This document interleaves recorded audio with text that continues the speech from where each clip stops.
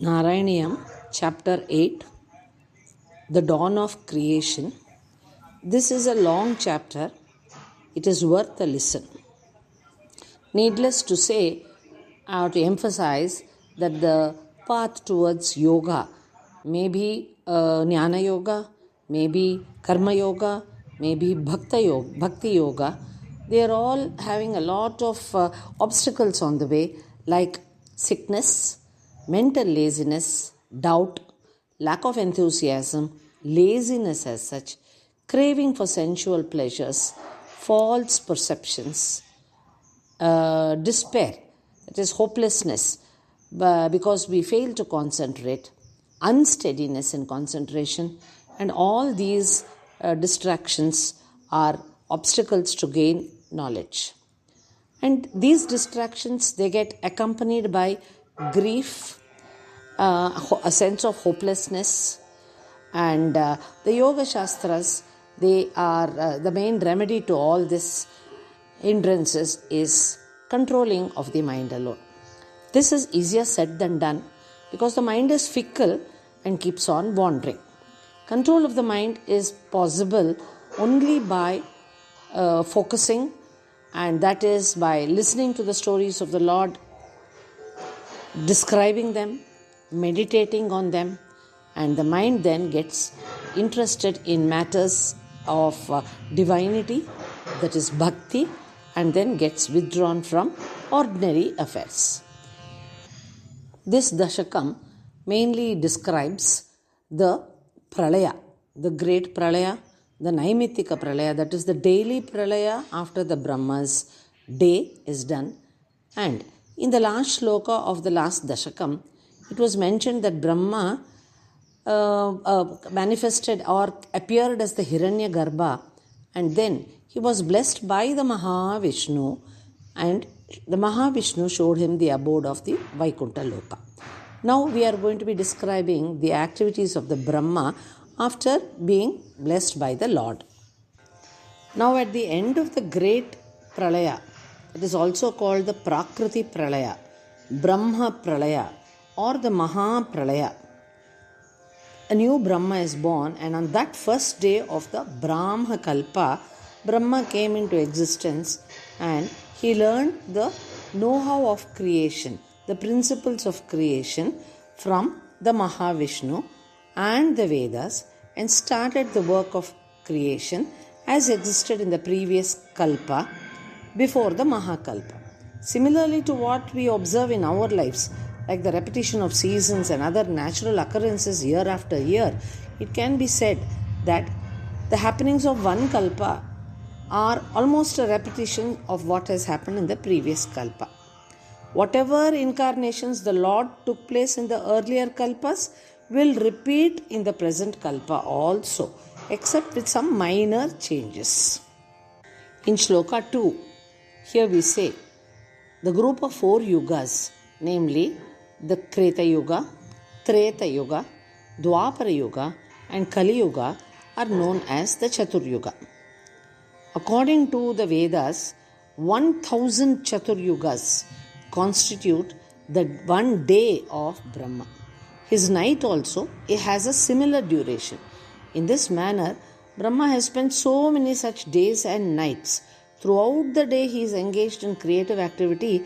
At the commencement of the night, he, along with all the created parts of the world, animate objects, inanimate beings, they get into the sleep mode within the navel of the Mahavishnu, and they are all wrapped in a yogic slumber. Mahavishnu lies on the serpent bed of the Adisesha. In this way, in order to sleep, Brahma collects all the worlds that is created by him and merges into the Lord. This is what Brahma's night is, and it is called the Naimittika Pralaya. That is the daily Pralaya, daily and the night of Brahma. In shloka number 3, now we have already mentioned earlier that Brahma's night happens, a Pralaya called the Naimittika Pralaya, daily Pralaya.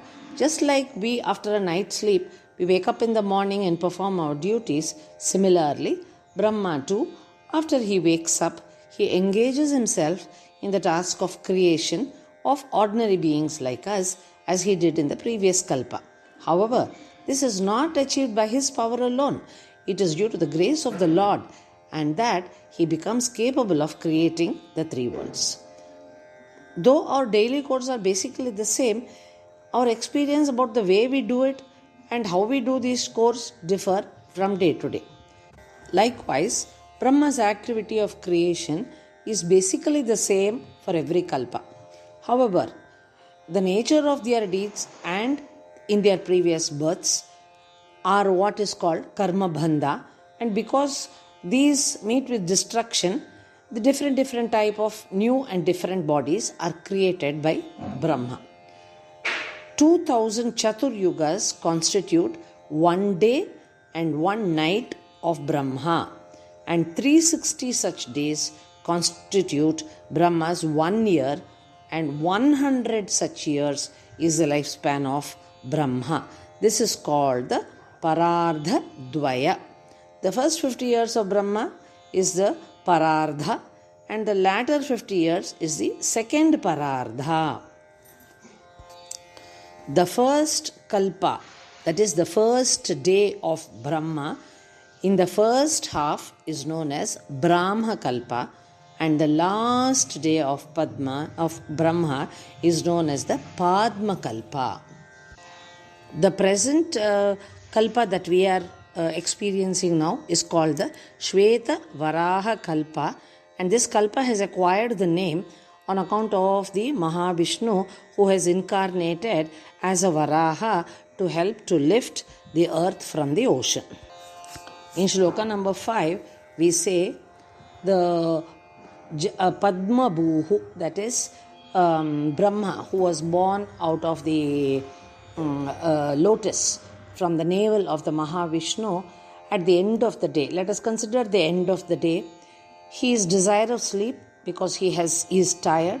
He has been creating the whole day, and then he merges into the navel of the Lord. The whole worlds, all the 14 worlds that Brahma created also merged into the navel or the abdomen of the Lord. And then the whole universe has become one big ocean. Now the whole universe is nothing but water, and the Lord himself is in the form of a supreme bliss. Ananda Sandranubhava Swarupaha, and he is also in a yogic slumber. Svayoga Nidra Parimudritatma is what we say, and Tavaiva Veshe Phanirajisheshe is what we say. That means the Lord is reclining on the Adisesha, that is the king of serpents, and the Adisesha is nothing but another form of the Mahavishnu himself. So the king Adisesha is endowed with 1000 hoods and is a manifestation of the Lord himself. At this time, all the subtle essences, the rudiment elements like sound, touch, color, taste, smell, and the Panchabhutas as well, that is space, air, fire, water, earth, are all of them in a latent form within the abdomen of the Lord. The Lord now has ordered his own power in the form of time to say, wake me up at the end of the pralaya, and along with that he entered into a yoga nidra. The Lord was in a yogic slumber for 1000 Chatur Yugas, and then the power called time woke up the Lord, and so the Lord is now awake. The Lord is the controller of the power of time too. So when the Lord was fast asleep in the yogic slumber, and when he was woken up by the power of time at the close of at the end of pralaya, according to the own instructions of the Lord, all the worlds along with the animate and the inanimate objects created by the Lord were merged into the abdomen of the Lord, and now he glances at those 14 worlds.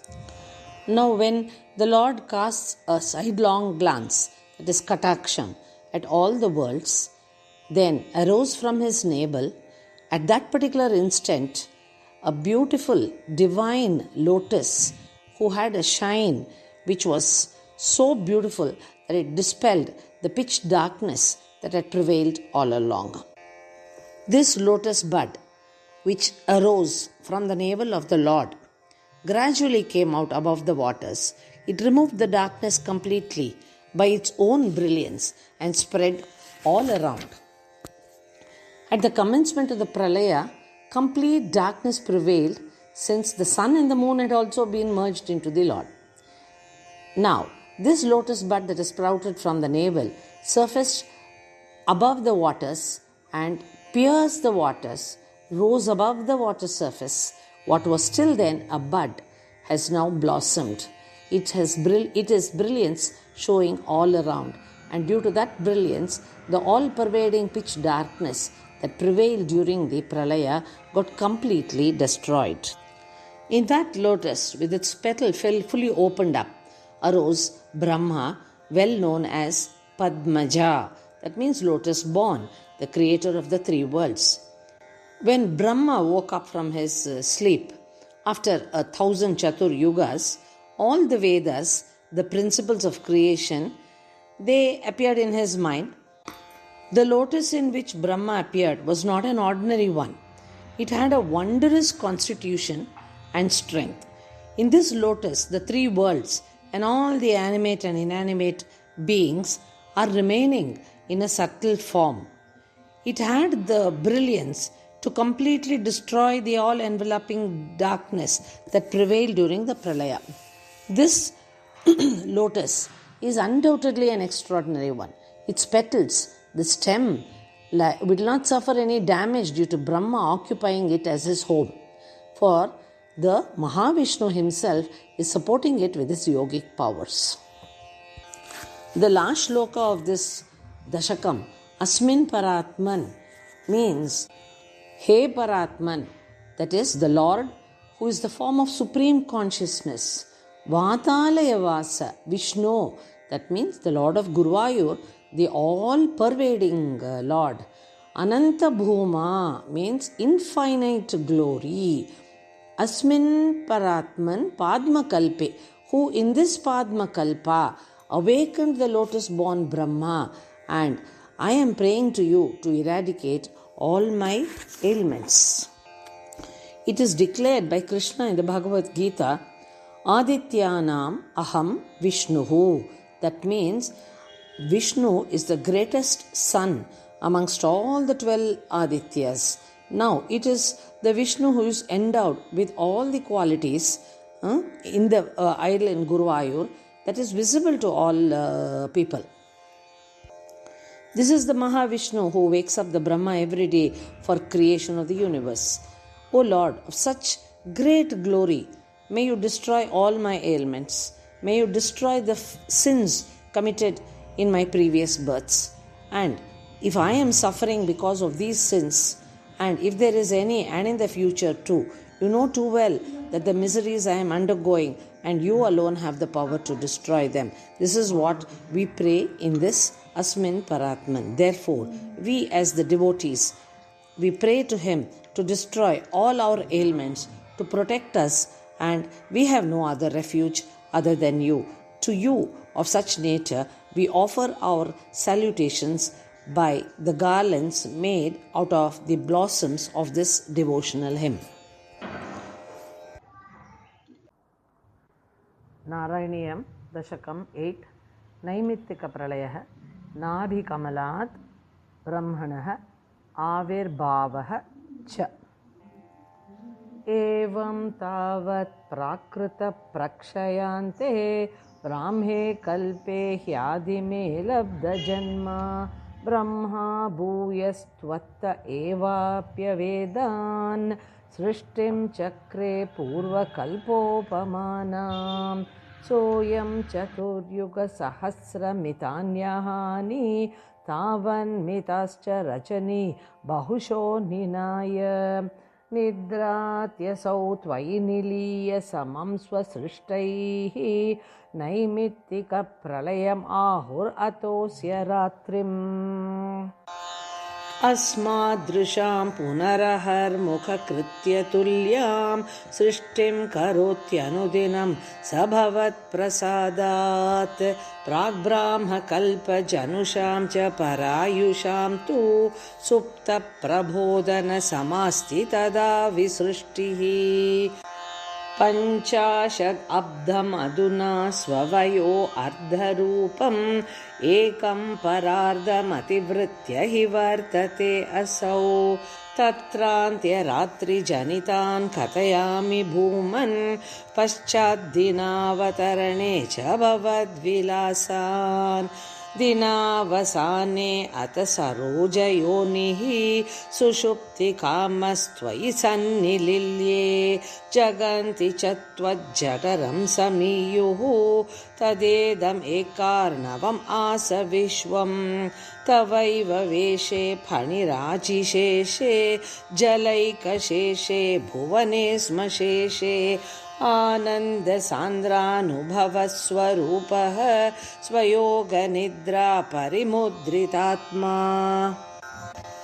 कालाख्यशक्तिं प्रलयावसाने प्रबोधये इत्यादिशताकिलादौ त्वया प्रसुप्तं परिसुप्तशक्तिः व्रजेन तत्राखिल जीवधाम्ना